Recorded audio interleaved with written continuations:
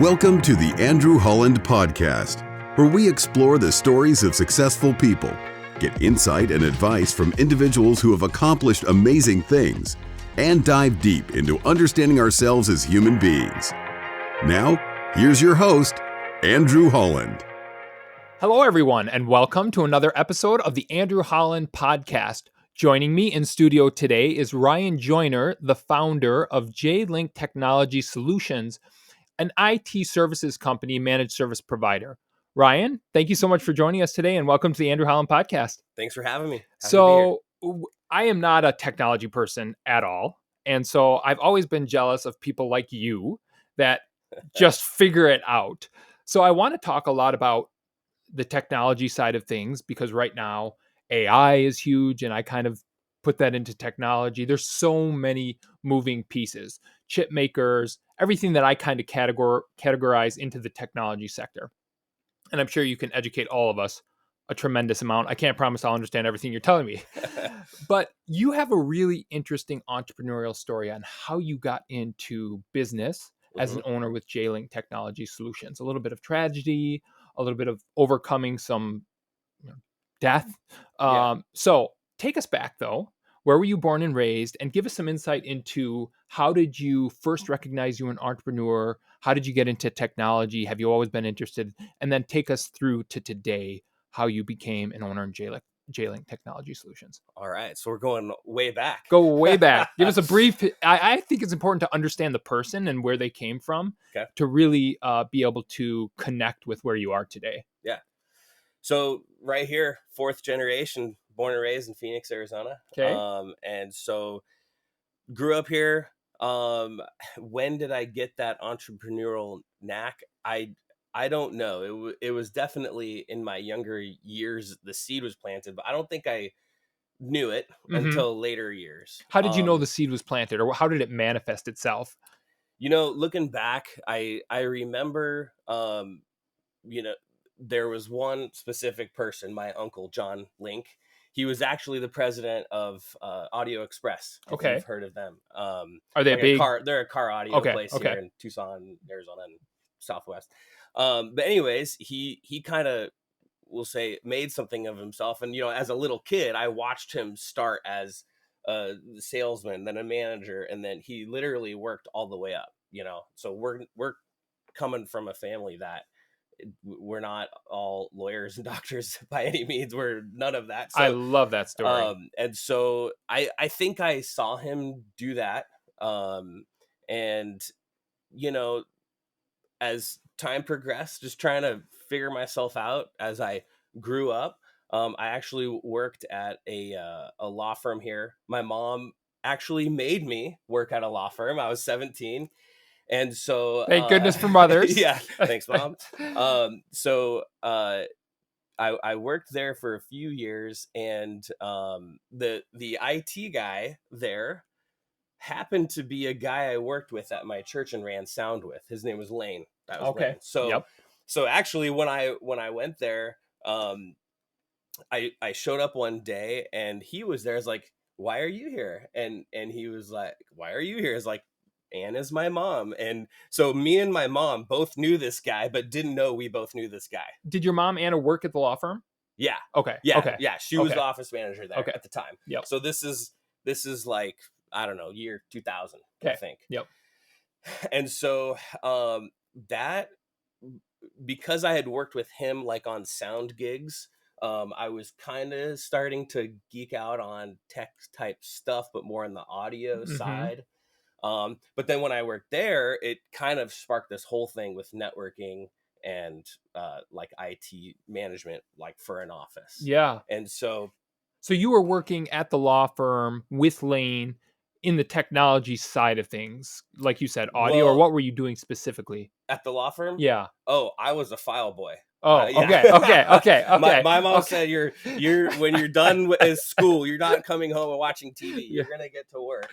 And that's awesome. And so I filed files back when that was a need. And so I just did that for a couple hours a day after school. Then I saw him there. It kind of gradually, so year or two later, I graduate high school. need a job. So I work pretty much full time for the law firm, and a mixture of helping with some IT stuff, Okay.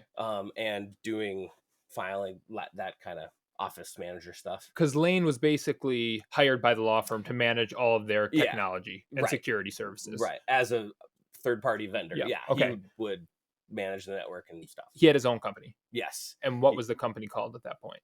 iDataSys. iDataSys. Okay. Yeah, So right. that's how you got introduced into the technology field. Right. You started to get really interested in it. Mm-hmm. Fast forward to kind of how your career progressed, and then tell us about what happened to Lane and how you got more involved with Sure. JLink. Yeah. So, fast forward, I started working for them in 2009. I did get a bachelor's degree at DeVry, technical management. Mm-hmm. Um, so just started working with them as a basic tech, where I'm showing up, and the way we functioned mainly back then was billing time. Yeah. So fix, bill time, that was my job. Yep. And so, few years go by, that's just kind of what we do. And I got better at the tech side of things, so I Mhm. could start like managing little upgrade projects, stuff like that, rather Mhm. than being the crawl under the desk and hook up a monitor Yeah. guy. And so um So it you said out of high school you went full time to the law firm. Yep. Okay. Yeah, And then somewhere in there. eventually you went to iDataSys. That's correct. Okay. Okay. Yeah, roundabout way. I lived in Europe for a year. I Okay. came back, went to school, got married, and then it was '09 when I started working for them. Okay. Okay. Yeah. Great. So, I think it was 2014. This is where the seeds planted of entrepreneur really started, Mhm. like, growing. I knew I wanted to do my own thing someday. Lane was absolutely adamant that he will never have another business partner again. So he was very closed doors, which is the thing that kind of always irked me, just because I was like, okay, well, that tells me my future here is really just being an employee. Had he Which had a is bad experience in the past, or did he never? There was, Okay. yeah, Okay. from a long time Okay. ago. Okay. So him and David, they started with 4 guys, then it was just them 2. Okay. So I might push you more on that okay, a little bit. We'll see yeah, where it goes. we can come back to that. So yeah, 2014, I get this idea. I do, everything I did side job wise. They Lane was always a proponent of that, though. So despite not wanting a business partner, he was okay with us doing side jobs. Like he wasn't bothered by that, That's as long as we fantastic. showed up and did our job. Mhm. And then the phone service stuff, that's really where I came in. So voice over IP, I kind of had a idea and said, hey, phone systems for businesses are really transferring from like being just plain old phone vendors and coming into the IT world. Mhm. And that had been going on probably for the past decade, but it was definitely not the majority of phone systems like that our clients had. So So, to make sure that I understand correctly, mhm, so we went from lines in the wall, phone lines in the wall, to mhm, now phone systems, particularly focused for businesses. yeah, We're moving towards voice over the internet. that's right. Voice over IP. Yep, and So that's it uses the existing network okay. infrastructure to make your phones work, Okay. like inside your little office. Yeah, so you don't need special lines and all these other things. You can use Exactly. the Wi-Fi or the internet Yeah, capabilities. Okay. that's right. Okay. That's right. And this is 2014, so obviously way different than where we are in Yeah. 2024, technologically speaking. Yeah. But you identified this as an opportunity. Other people had been doing it. hmm And what the biggest problem a lot of people have is I'm an entrepreneur, but I don't know what to start. How did you identify that as being an opportunity? That's a great question. I naturally enjoyed my job. So for sure, working for Lane, working for doing the IT stuff, I just liked it. And Mhm. then I something with the voice over IP, I naturally had a passion for. Okay. So I would say for the entrepreneurial mindset, whatever you go for, there's probably really got to be some sort of natural passion for the thing that you're going to try to do. Yeah, that's a great point. Honestly, Yeah, because if you're in it for just the money but you hate it, it's not going to work.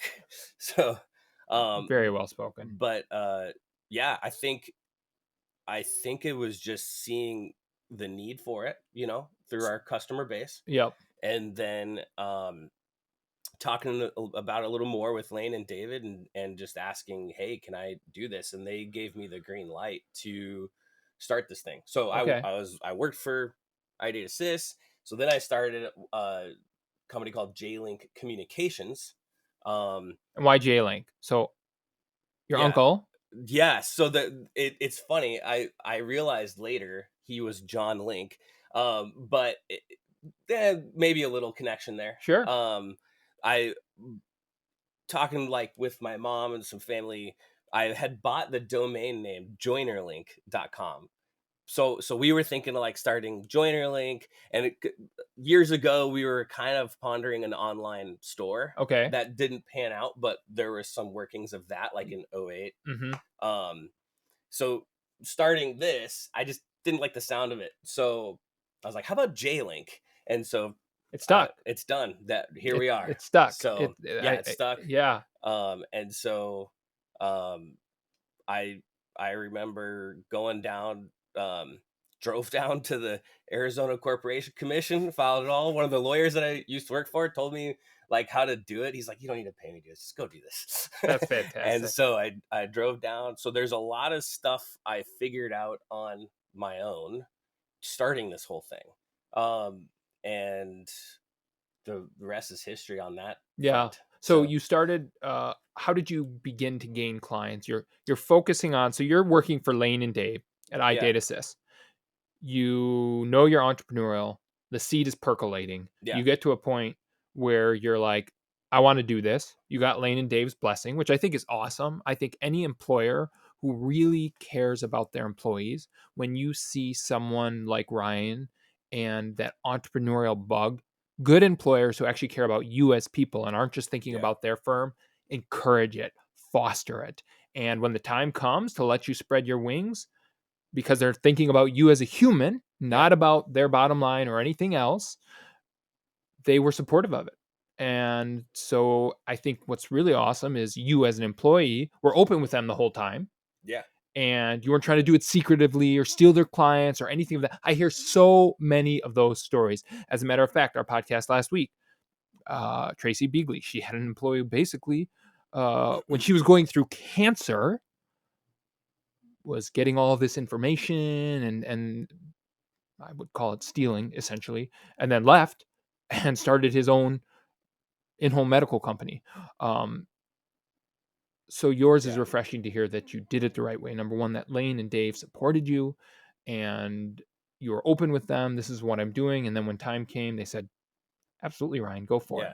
And can I quickly flip that around? Please do. So today with my employees, I remembered that, and it makes me cringe a little bit, but I tell them, hey, I am here to make your life awesome. I don't want you to be here to serve me and make me grow. Because if I do that, well, one, we're going to have crazy turnover because people know that, they get a sense of that. And so there's one guy who had or has a certain direction that he wants to go to. So I know someday he'll outgrow us, right? And that's okay. It breaks my heart and it kills me, and I'm like, I just hope that's from a long time from now, but I do say, hey man, I truly want you to have the best life, and JLink does not need to be in the way of it. If it could be here, that's great, but why don't we just all work to make all of our lives awesome? That's kind of my mindset and goal for as an employer. And I think the companies that have that type of culture, it pays 1,000 times dividend. And sure, you lose some incredible people, but you get to see them grow as individuals. Yeah. What's more rewarding than that? And other people are like, this is a culture that why would I ever want to leave this? Right. And I've heard lots of stories where people leave and then they realize, wow, that culture isn't ubiquitous. Not all companies have that, and they'll come back. So I think that's a really key point for anybody listening that is managing people, that if that isn't in your purview or you haven't asked or talked to your employees, Like, what do you want out of your life? What do you want to do? Is this where you see yourself in 10 years? Now, you have to have created an open door policy. If you're this type of individual who is barking at people or they're not comfortable sharing that with you, well, you're not going to get the reality of what That's they're right. looking to do. And so Yeah.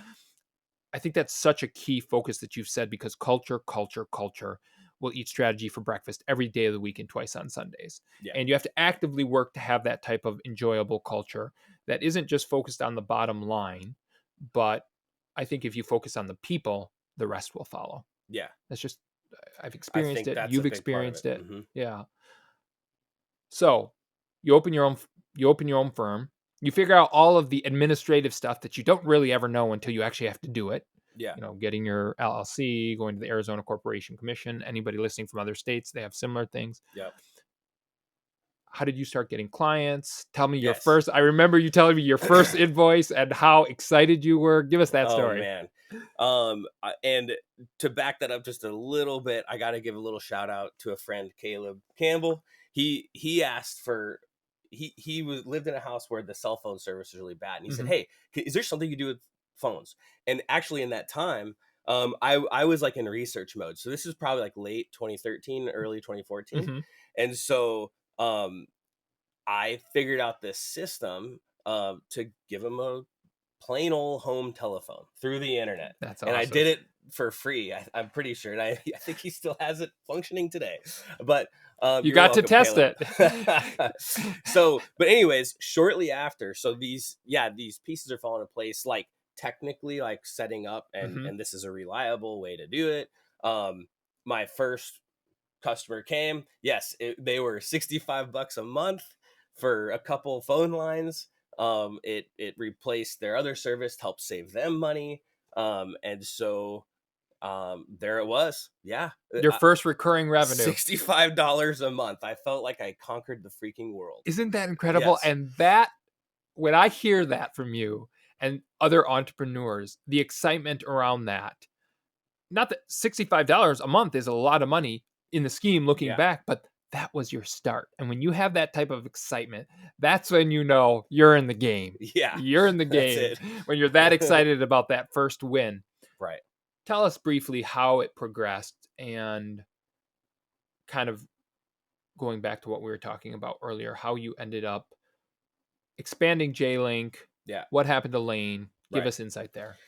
So as time progressed, clients need different things, and I was able to cell phone service here, cell phone service there. So maybe by the end of 2015, I was at a few $100 a month revenue. Yeah. So you're still working on at the phone iData service side. Yes, I'm still an employee of iDataSys, and you have your own company now that you're slowly growing. Yep. And so it was 2015 when he got sick. So I remember David called me, let me know what his status was, and then Lane and I talked a bit, and it wasn't. It was April 30th the following year. It was fast. And what cancer? Or? Yes, Okay. It was liver cancer. Liver cancer. And just gave it his best shot, and didn't make it. Yeah. So David was Lane's business partner, as we've said. Told you and Lane talked. Give us some insight into. I mean, that's a very emotional conversation. Yeah. That's a very eye-opening conversation. And obviously when it happens, there are a lot of people, I don't know anything about every type of cancer, but there's a lot of people who survive cancer, but then there's a lot of people that don't make it through cancer. Right. So you found out very early on for Lane's, correct? Yeah. And you said within less than a year he had passed away. Right. What was that year like, and how did that change from an entrepreneurial perspective, your responsibilities, or how you felt from as it relates to your responsibilities to iDataSys and to JLink? So during that time, it was just I don't know how to explain it. It was just like a quiet, like we kept everything running, like kept working for the clients, doing what we do. Yeah, because you have to. You're running businesses. Exactly. Yeah. And so, thank God, our clients are really good to us. And so, yeah, I think we just kept doing what we're doing. When he passed away, how did that impact Dave and your involvement with iDataSys, and eventually because they kind of merged, didn't they not? We did. Okay. Yeah. So give us the progression of that. So two things. I think I could say it was probably a relationship where on the voice over IP side, we needed each other. As time, technology changes so fast. So 2014, we're doing VoIP. It's good. We're stacking it on. But the real truth is, I'm also seeing on the horizon that this is usually part of a service that comes from your IT provider, right? So I could tell I'm kind of able to sell this because I'm already doing their IT. Coming in and just doing a phone system was pretty rare. I did some of those where I made some connections and I was their phone guy, but not their IT guy. But that on the horizon, that was not a good business plan, to get enough. Most people want one managed service provider, whether it's for VoIP, whether it's for their computers, security system, what have you. Okay. That's right. So you saw that. Yeah. Okay. And I could see on his end, just, couple little bit of turnover, kind of a stagnant there. And I guess you could say, this is not tooting my own horn, but like just being the visionary, and seeing that I think could that's provide great. that role to the IT business as a whole. That is what's beautiful about business partners who have different strengths. You're right. Oftentimes one's the visionary and one's more the operator. I mean, there's all sorts of different mixes. And when if it's people you trust, and when you marry yourselves together, so to speak, in a business, and you let each lean into their strengths, what can be created incredibly powerful. So I think that's fantastic. That's the side that you had. Dave had the other side. You guys both recognize that. Right. And so that eventually led you guys to merge the two companies. Yeah. What year was that? So I proposed that to him 2019, I believe. And so I said, hey, how this is kind of the outlook of iDataSys. I could see it, the trajectory. Here's where I'm at. What if we merge and JLink comes into iDataSys, and then we do our thing. So we talked about the ownership levels, and then we executed. So we talked to the law firm, the one I worked for. Great. And they helped us do that. And it was, I remember it was July 1st of 2020 was like the execution of the operating agreement. Right during COVID. Right during COVID. Wow. That's true. Okay. Right in the middle of all that. I think we didn't want to wait till January of the next year. Yeah. And so we just kind of made it happen. And here we are now. So give me some insight into, Dave and Lane were close as business partners, I imagine. I haven't been in business with someone who's passed away. Yeah. I can only imagine how challenging that would be. It sounds like you were there when Dave most needed him, because you were still in iDataSys and you were growing JLink. Can you share with us some of the insight that you maybe have as to what Dave was going through from an outside perspective after Lane passed away? And the reason I ask this is because entrepreneurship is incredibly challenging in and of itself. Yeah. And then when you have real life-altering events, which a business partner passing away, of course, qualifies as one of those things, I can't imagine how you get back on your feet and how you that probably shifts priorities. Yeah.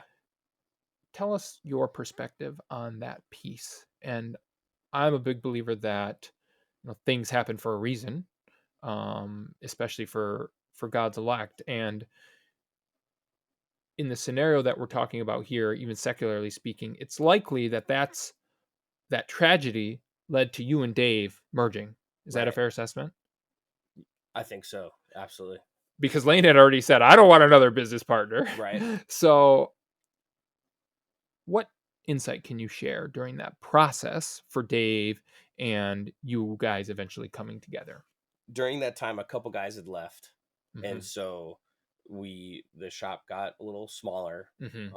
And then we had hired some people that eventually didn't pan out. So that's over the span of 2016 to 18. Yeah. And Yeah. so it came down to just us four, me and him and two techs. Mm-hmm.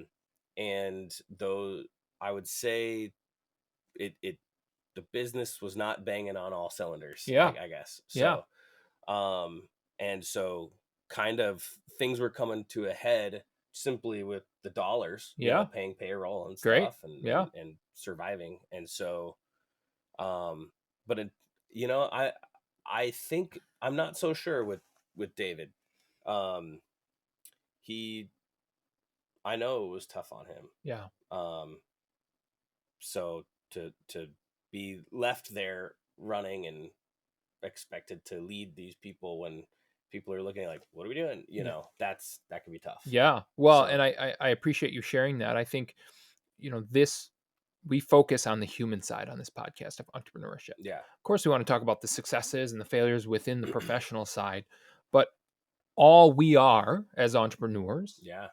as employees, as colleagues, are humans. And so I feel like in our society, we focus on the glitz and the glamour and just the business side.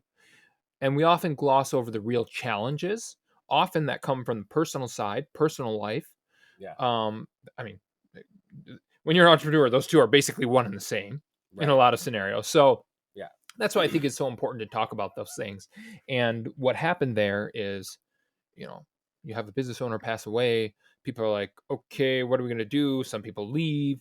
I can imagine. I can't imagine, but I think about my business partner in the waste services industry, and a lot of the companies, if they were just all of a sudden gone, just from a functional perspective, how challenging it would be, but from a personal perspective, it would be like, what's the point? Like, this is, it kind of reprioritizes you. So I think it's incredible that you had your strengths, Dave had his strengths, and through that absence, you guys were able to come together and grow JLink. Right. Tell us how things have progressed for you since then, since you started the company, where you see IT going as it relates to, well, VoIP has obviously gotten a lot larger, but let's even take it into the context of just more broadly speaking in society with AI, etc. Yeah. Ooh, I don't know if I'm qualified. No. It's interesting. And the one honest answer is I don't know. Technology changes so fast. It's like it's going to be different next year. How do you survive in that? How do you survive in that industry? That's the one thing that someone comes out with a phone, and the next month someone comes out with a new phone, and it is changing so fast. As a business owner, how in the world do you possibly keep up with that pace? I'm going to throw another thing in there too. So all of what you just said, and competition. So an MSPs these days, it feels like they're a dime a dozen. Managed service provider. Yes, managed service providers. Right. Doing these things. And so mix that in with competition. It's like, how the heck are we going to do this? Yeah. And so here's one thing that when all of those thoughts go through my mind and I basically have a panic attack, what kind of grounds me is, okay, hold on. At the end of the day, people, if you're reliable, people see that. They want someone reliable. So the AI, the bleeding edge, no, they want their business to stay running. They want to stay secure and not have an incident where they either lose a lot of data, lose a lot of money, or start paying cyber insurance times a million. Yeah. And so at the end of the day, telling the truth, being reliable, people see that. And it makes me stop freaking out about all of the competition. So I think that's I'm what really keeps us afloat. I'm really glad you said that, because I think it is easy, particularly in technology, to get caught up in the hype. Yes. And sure, you might not offer the latest AI services, but your clients have not had any data breaches. You're staying on the leading edge of making sure that that's the case. Right. And so, just what you said, if you focus on the core principles, regardless of the noise, and there is a lot of noise in every industry, but I'll tell you, noise is a great word. In technology right now, it just seems like there is so much noise, especially with all the AI driven hype. And I've talked about AI. I've had whole podcasts focused with people that are AI experts, and I think it's incredible and I think it's really powerful. But I also think things take time, and I also think you can't let the excitement or the newness distract from the core foundational business principles on the security side. Absolutely. And you just echoed that. And I think that's for anybody who is maybe, let's say you're in a different industry and you're not utilizing AI and you're hyperventilating. Oh, everybody, my competition is using AI.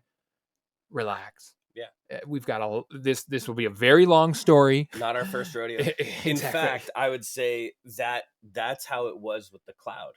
The word cloud. Yeah, so you're right now, the word cloud, it's so ambiguous. It can mean anything. Yeah. So when it was 2012, 2013, clients would ask, like, do we do servers in-house or in the cloud? And, back then it's freakishly expensive to try to be in cloud. Internet was not near what it was, today, like the infrastructure, all of that. And so, but the cloud was in the hype and everybody was hearing about it. So everybody's asking you, cloud, should we be in the cloud? Should we be in the cloud? So AI is that word right now. So there's AI in every piece. It's like, what do you mean by AI? There's so much, it's pretty ambiguous. Yeah. And so for sure, someday it's going to be actually utilizing the business, regular day-to-day life. Have you had clients asking about that or how they should implement it or anything of that nature? Yes. Yeah. So now that like Microsoft just came out with the Copilot, and there's different versions of it, like licensing wise. So there's different cost levels. And so it's bleeding edge new for us, at least. And how does that impact your daily life or your firm as a whole? It hasn't yet. Okay. I would say. Yeah. So, but you're at a point where your clients will expect you. Yes. They're going to have lots of questions and they look to you as the expert on the Copilot. And, a lot of businesses are running Microsoft platforms. How do you stay up to date on all this stuff, Ryan? I just, it's tough. And I think the short answer is you don't, but, let me rephrase that. I think, you just take the time that it requires to know about it. Yeah. But maybe taking a step back and taking a breath, you don't have to become an expert in it. And so, like, how is it relevant to your customer? What is the real world usage? Like I was reading just the other day, they said, hey, I don't want AR to do my art and something else. Is like, I want AI to do my laundry so I can have time to go do the art. That's a great point. And so it's kind of like that. That's on the personal side, but like in the business, that's interesting. Like how that's probably why I haven't seen people use, like, a lot of our customers are construction companies. And so it's like, okay, there's a place for AI in here, but where does that fit in the day-to-day, your employee doing your job at a construction company? You know what I mean? That's a great kind of perspective to have, because I think that's what everybody's trying to figure out. Where is the appropriate fit for AI in my organization? Let's take construction or real estate. Now I'm starting to see, let's take real estate listings. Okay, you see all of these photos and you're like, those are obviously AI generated. Now, I believe that there are supposed to be or are rules, and if there aren't, there are going to be rules where if you have a photo in that capacity, you have to disclose, okay, the furniture in this house has been AI generated or something like that. Yeah. What I am curious to see, and I can only speak from my own perspective, and I'm curious to hear your perspective. I'm almost over all the fake images already, and they've just started coming out. And when I say fake, I mean AI generated. There is something incredible and beautiful of a photo that is real, Right. no matter what it is. Now, you can create some incredible art. Technology can create all these crazy things, but I feel like you get so bombarded with that and everybody's doing it. And so that becomes, where's the creativity or the thought? It's hard in my mind to get as much meaning out of something that is just done in 5 seconds by an AI generated platform versus Right. a human that has dreamt this, thought about this, and then created it with their own imagination. Yeah. From an AI perspective related to security, which is a huge focus for you, security. That's what your Right. clients Yep. care about. That's why they hire you Hmm. to manage all of their software, hardware, and the security side of things. What concerns do you have that AI is going to pose for us as a society? The biggest risk right now, at least, are the people themselves. So as we provide security, there's lots of great vendors out there. We're a CrowdStrike shop. So Okay. there's a next gen antivirus called CrowdStrike. Okay. And it's a EDR, endpoint detection and response. So Okay. we partner with CrowdStrike, and this is what we use for our customers for security. Okay. And the real, I think the answer to that right now, the people are the highest risk. So another thing we provide is security awareness training. Okay.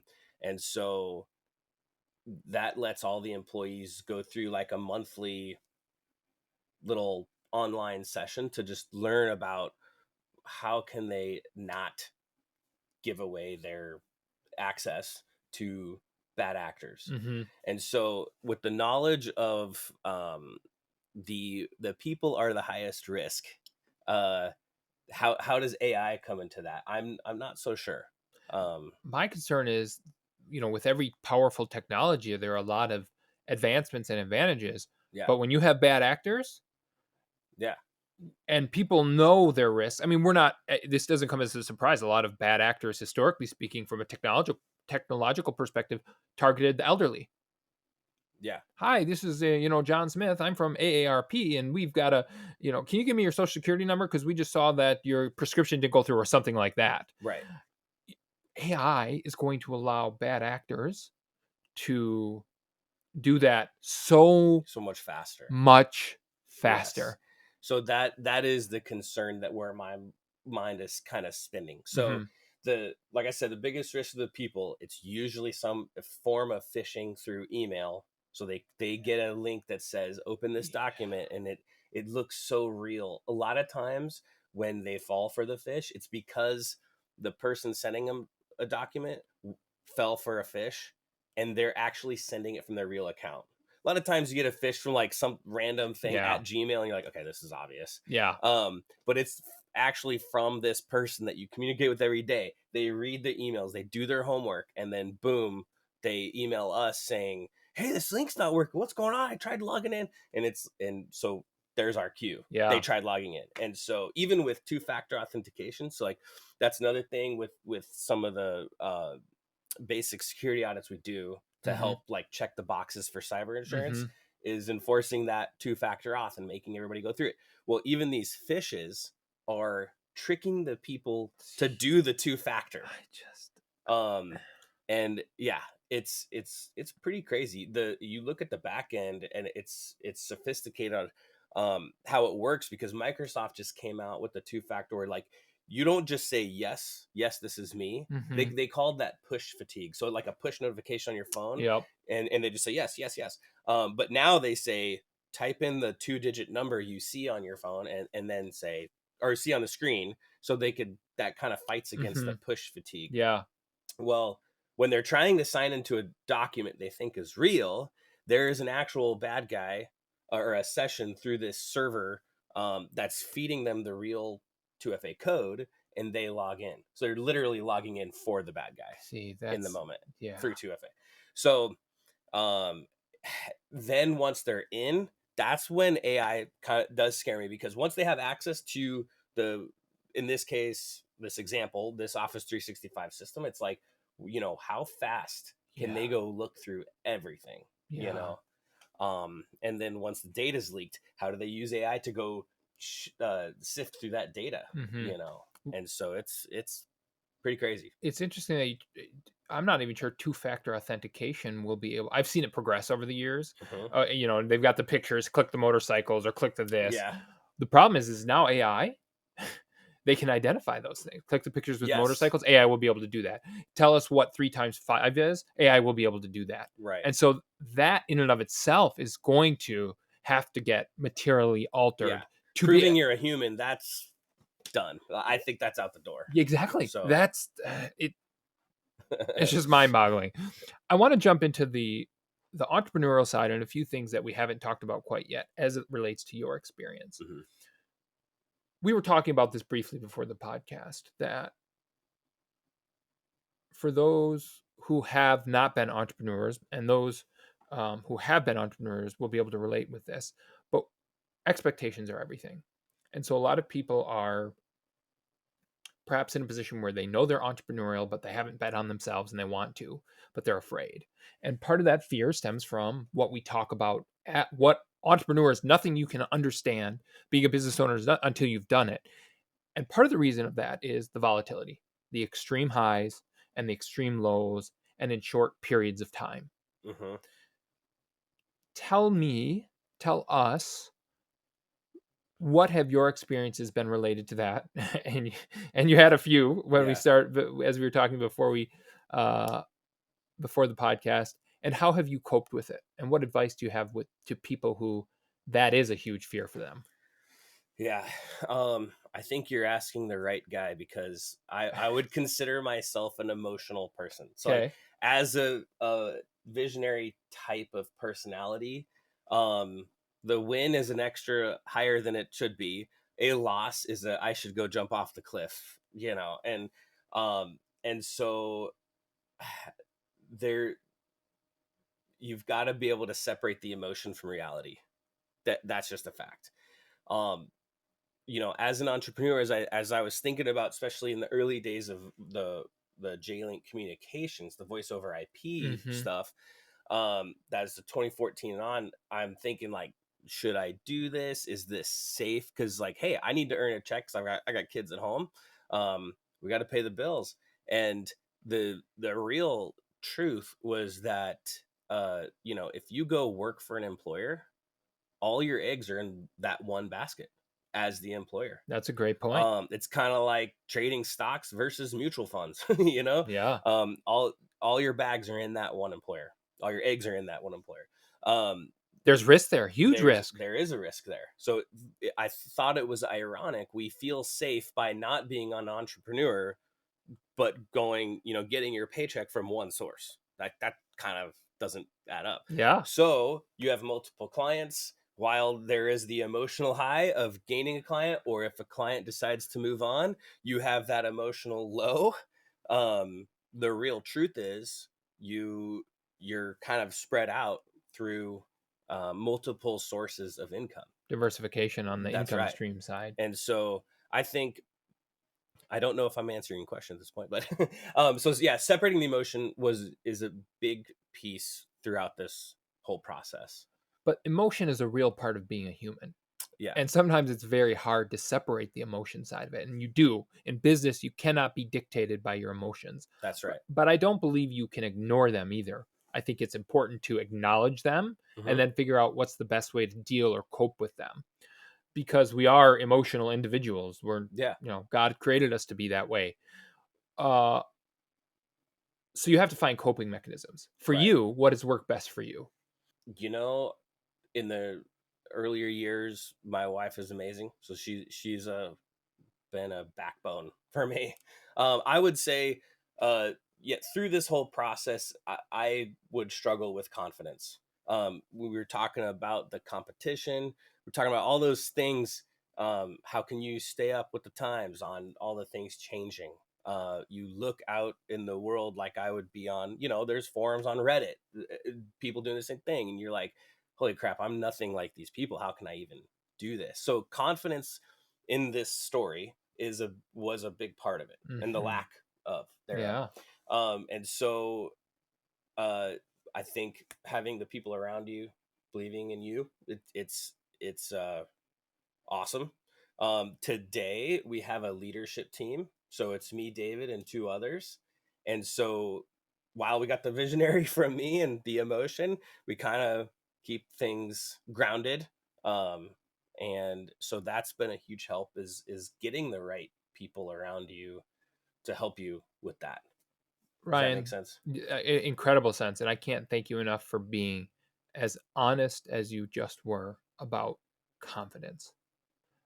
Especially, this goes for everybody, but especially in our society as men, you are not, you have to be confident or you have to show a Yeah. certain image. Well, the reality is when you're jumping into the unknown of business ownership or entrepreneurship and you haven't done it, if you don't have some sense of fear or a little bit of lack of confidence, Yeah. you're probably going to fall flat on your face, which will be a good thing for you. But you do have to have confidence to move Right. forward and plunge into the abyss of this. But it doesn't happen overnight. Right. And I love how you described you had your wife Hmm. who provided an incredible amount of confidence. And if you don't have people who are supportive behind you when you go down this path, find them. Yeah. You have to. Right. For me, it's been family was always there for me in the business, and friends, great business partners. But if you don't have them, you're just not going to be able to survive. And sometimes you think you have them, and then you find out, that's not really a good support system. So I need to find a different support system, leadership team. And Yeah. so for you to talk about the people you surround yourself with has a direct impact on your ability to be successful because it plays into your confidence. You don't want yes people saying, "Oh yeah, you're great. You can do all this stuff if No. you can't." You want people to be honest and authentic with you, but you don't want people that are negative, doubting you every single day. You want people that are supportive of what you're doing, ask you the tough question to make sure you've thought through, okay, you're going to make this decision or you're going to buy this company or you're going to tell this customer that you don't want to work with them. Have you thought this through? And I think that's an incredible thing. Yeah. I think the other thing you just described, and this only happens over time and experience, not only from a professional perspective, but from a personal perspective, you hone your gut. And I remember being in my 20s. I would listen to all the stories, whether it was Mark Cuban or all these other Yeah. people, and they say, I just do what my gut tells me. And it drove me nuts because I was in business. I was 23, 24, just a young punk. I'm like, what does that mean? I don't even know. My gut's not telling me anything. I'm scared. This is going up and down. And it wasn't until, experience going through life, both personally and professionally. Now I can't fathom not trusting my gut and understanding what that is. And people ask, well, how do you know what to do? I mean, I get the information and then I listen to my gut, trust my gut. You've built that confidence and Right. you've built that gut up. And that just comes with time and experience. So if you're someone that's new to this and you don't have that, give yourself time, give yourself patience. It Absolutely. will come. It will come. I want to talk about the human side of things because we were talking before the podcast about turnover and employees. And Yes. you're in an industry that is pretty labor intensive. You rely on humans to be a part of your managed service provider team. Yeah. When I look at the overall perspective of, and I ask a lot of entrepreneurs this, loyalty between employers and employees, or a sense of responsibility to clients to do the work it needs to be done. And you're in an industry where that has to be there Yeah. because if it's not, you're talking about data breaches and all these other things. What is your perspective on how do you find the right people for your team? Hmm. That's one of the hardest things to do as a business owner. Even honestly, and um, another life hack over the years, I try to talk to people smarter than me that I know for a fact have more experience. They're better at it. I've been doing that since working at the law firm. And so I have this one client, and there was someone there who like mentored me on handling the people and then trying to find the right people. That's so great. Yeah. So, uh, you know, right now, the people we do have, I'm so thankful for, because it's right now I feel we got the right team, the right Yeah. people. and it's such a refreshing feeling. It took a while to get there. It did. Yeah. And now it scares the heck out of me that, to grow, because the more people, the more interesting things get on managing people, because there's just more people to manage. Yeah. So right now we're kind of in this good system, but we're looking to grow. So we'll see how that goes. But I, just learning from people. I paid attention to leadership, entrepreneurship podcasts such as yours, and just learning. Gosh, one of the biggest topics is when to let somebody go. That's probably the toughest thing, but a very relevant thing if you start having people work for you. So you and I were talking about a specific example. Yeah. Before we started, tell us, and you said it just sucked. It was really hard. Oh yeah. Walk us through that process for you and what you learned, because for those who have had to do it, and it's the first few times, it's never fun. No. But once you've done it multiple times, because you'll have to, if you have large companies, whatever you're involved in, you got to make sure you have the right people on the bus. And sometimes people are on the bus and they're right up until a certain point, and then things change in their lives or things change within the company, and it's maybe not the right bus for them. Talk to us about that experience for you. So that has since been a couple years ago. That was my first one, and then but I'll start with back at the law firm. One of the attorneys there, I remember they had to let somebody go for similar things. And I remember being kind of sad about that. I remember thinking about him, and I asked him questions like, how hard, like, what's that like to just, get rid of somebody? And he said, when it comes time, usually by the time you do it, it's not just good for us, it's also good for them. And that kind of clicked. And I just, from that point on, I remembered it. That's an incredible perspective. Yeah. So that was in the back of my mind. And when it finally came to it should have happened sooner, but lack of experience, being scared, thinking about their family, all of those things, I think slowed the process down. But the business partner and I, we met, and everything the attorney said 12 years ago was absolutely true. Didn't sleep for 2 days, literally, leading up, and like when the decision was finally made, and like how we're gonna have to try to do it. So you and your business partner met, and you made the decision this person has to go. Yeah, right. And then we met with them and did it, and then I felt like this weight was lifted.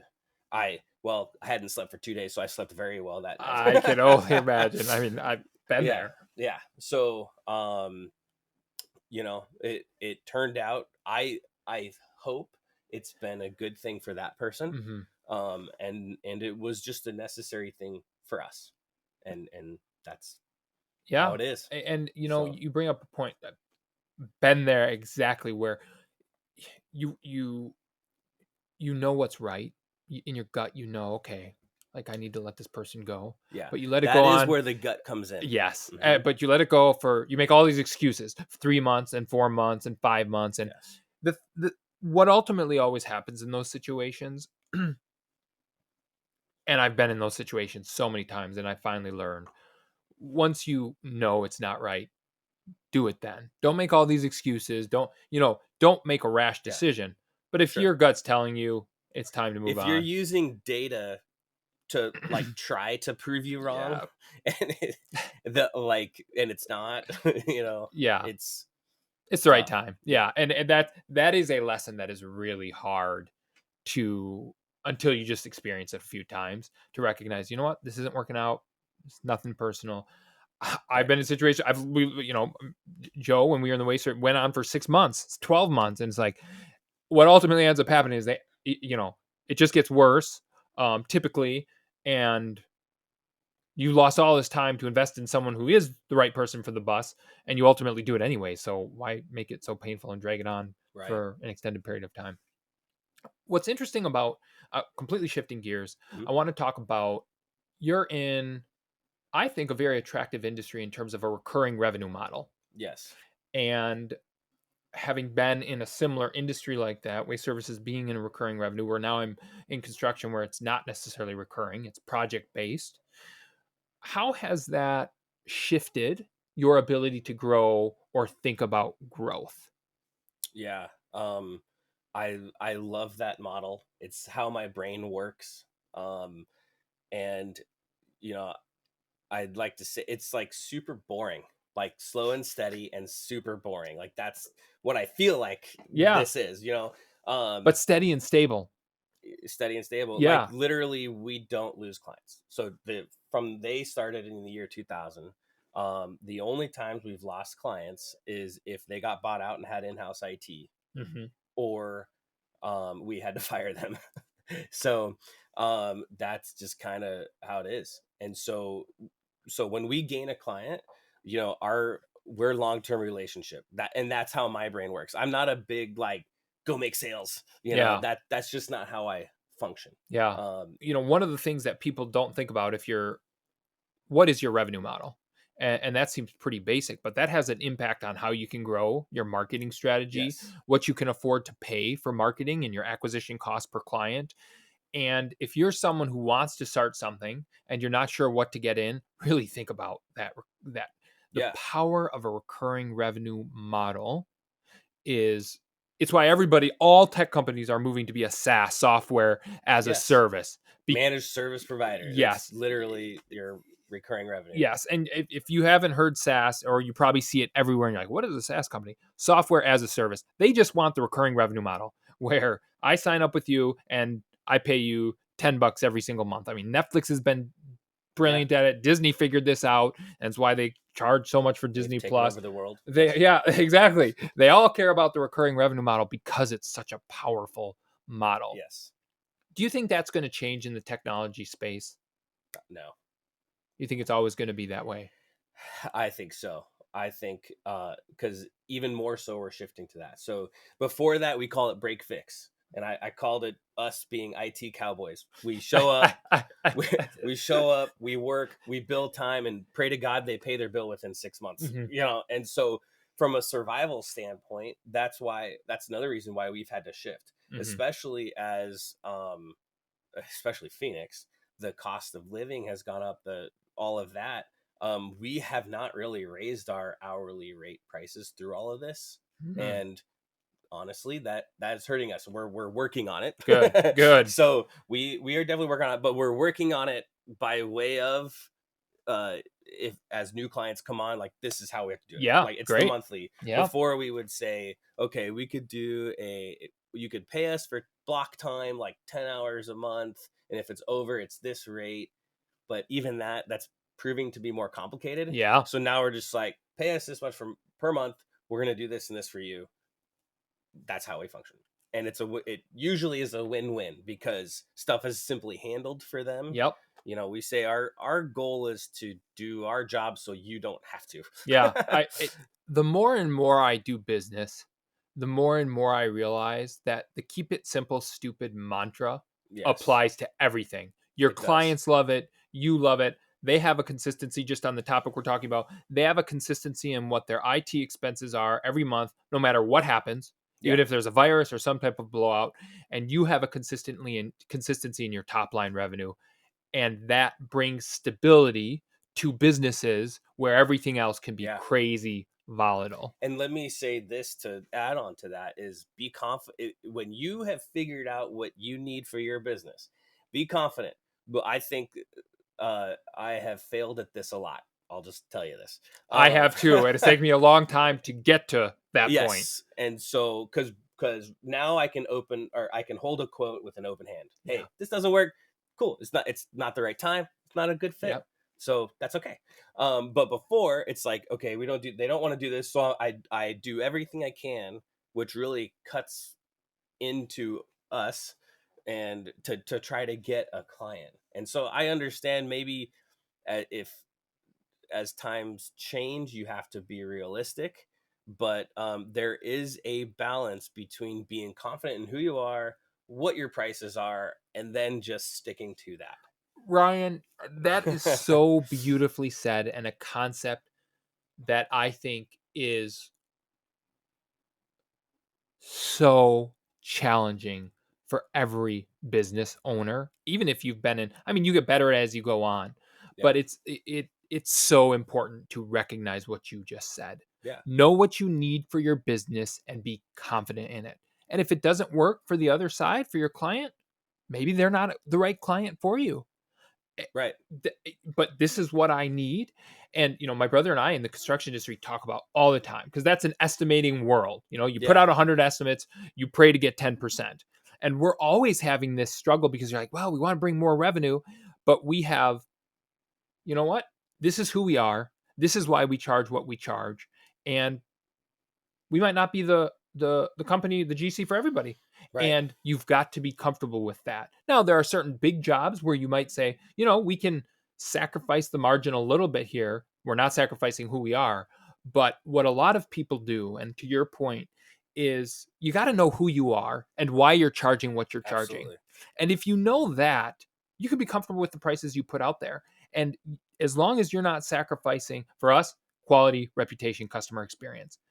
If we feel, and this is very much a psychological thing as well, because I've experienced this. If you underbid a job just to get it, you are inherently, your margin is lower. You're going to be like, oh, well, I'm not making that much money. So, and this is not the right approach. I can't spend as much time communicating with the customer, or maybe the product can't be as good, or wrong.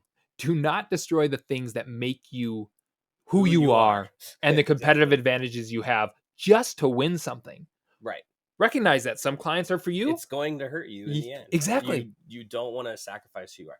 So for us, who we are, one of our big things is the response time in an IT request.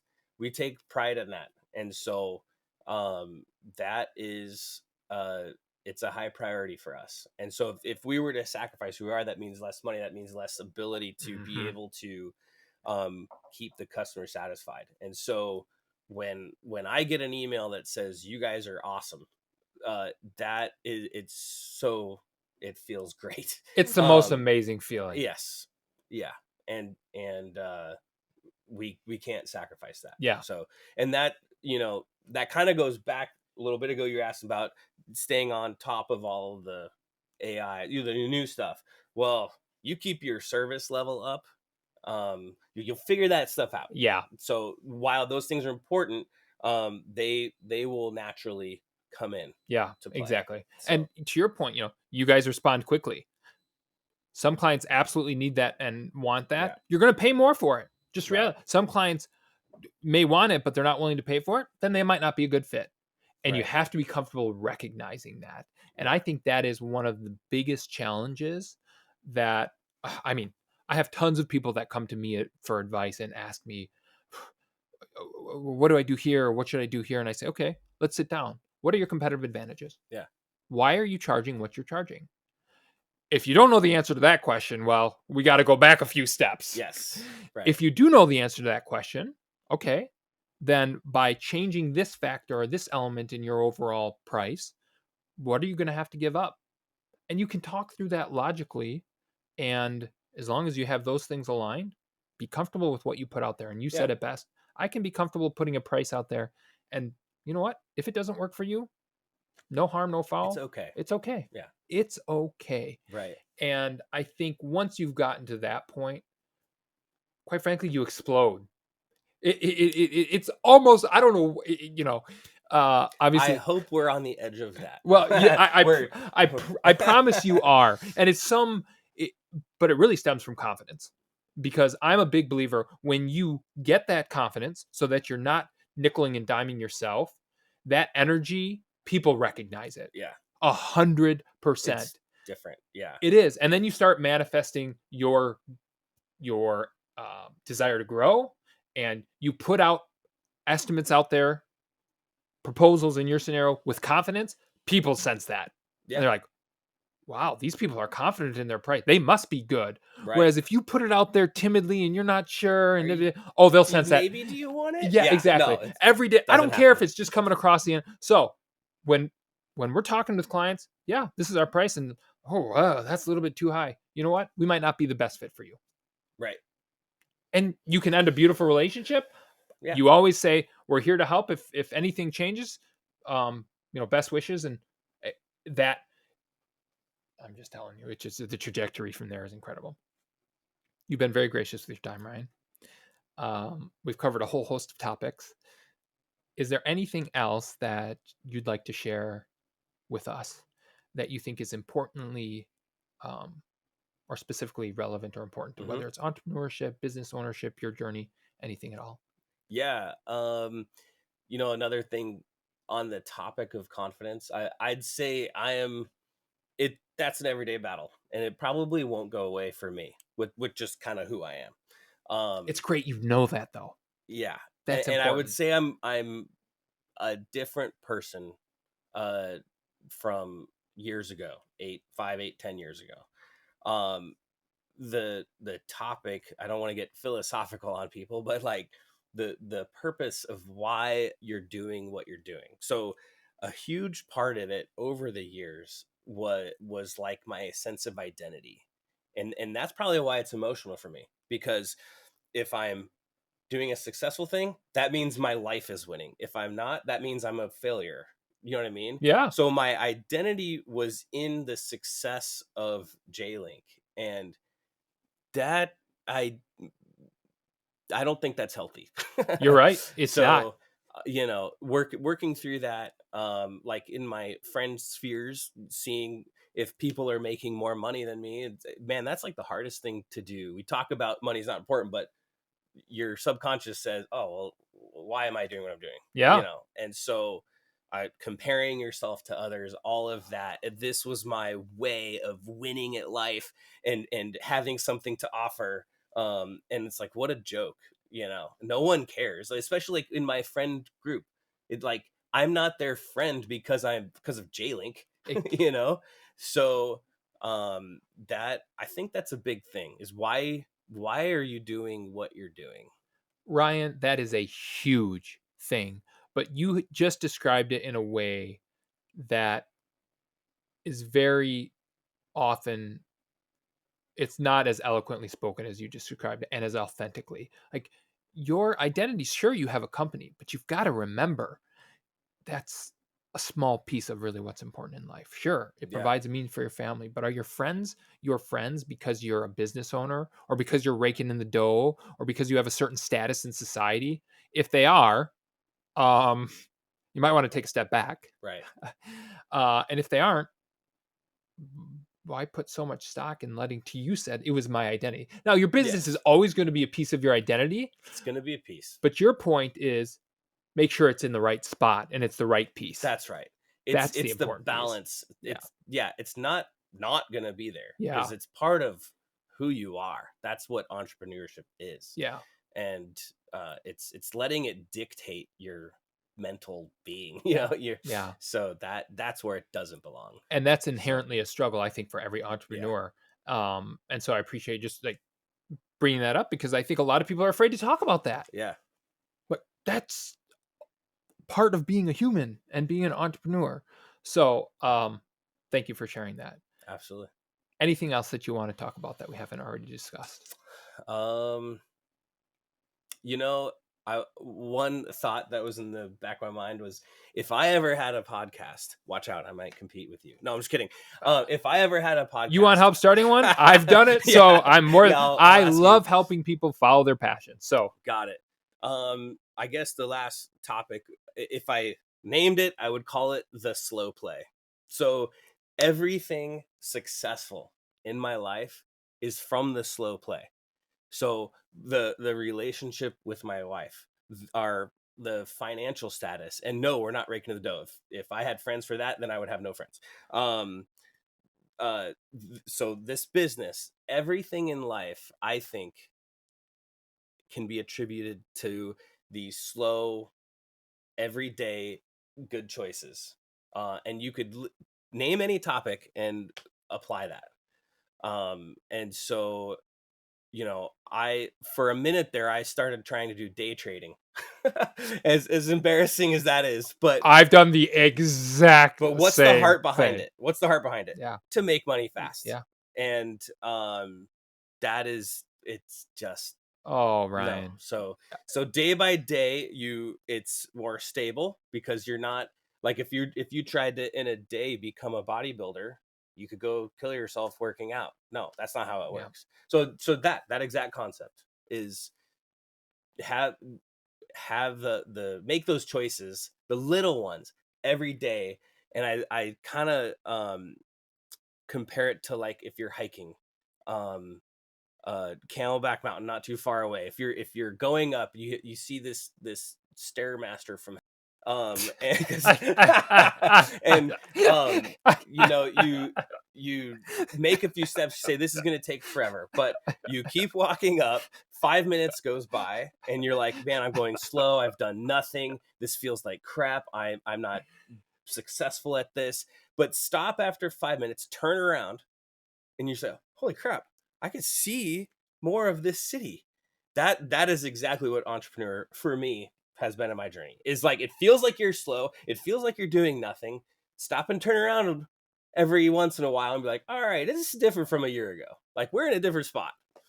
Ryan, So that's it. you're so good at this. You need to start a podcast, The because slow play. that may be the most important topic we've talked about. I mean, we've talked Yeah. about a lot, but in this day and age where everybody sees someone with 10 million Instagram followers or 10,000, you know, uh, I forgot the monetary, whatever, 10,000 subscribers that are paying you $10 a month, whatever it is, they think it happened overnight.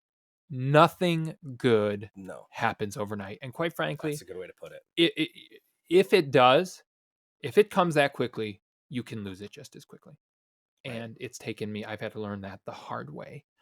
Yeah. And I'm finally at this point in my career, having been in so many different industries, bought businesses, sold businesses, really enjoying that maturation process and appreciating it.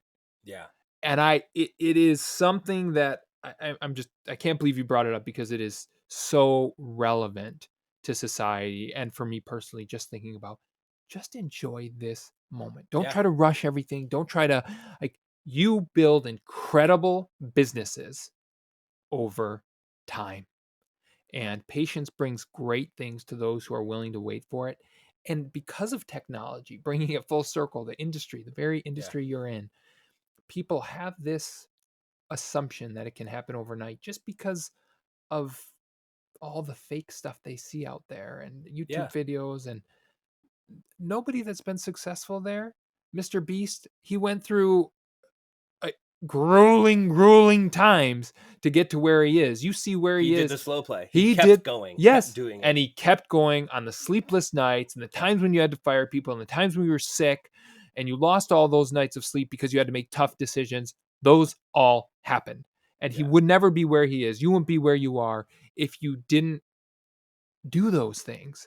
And that Camelback Mountain one is a really good one, because it is easy to look at the peak and be wildly afraid. But I think the other important thing that you said about that is your self-talk dictates your success more than anything Absolutely. in this world. And if you tell yourself when you're on Camelback and you're climbing up, this sucks, I can't do this, I'm never going to be able to do it, you won't be able to do it. But what you said is put it in perspective. Turn around. Yeah. Look at how far you've gone. Right. It feels like you didn't before you turn around. Yeah, exactly.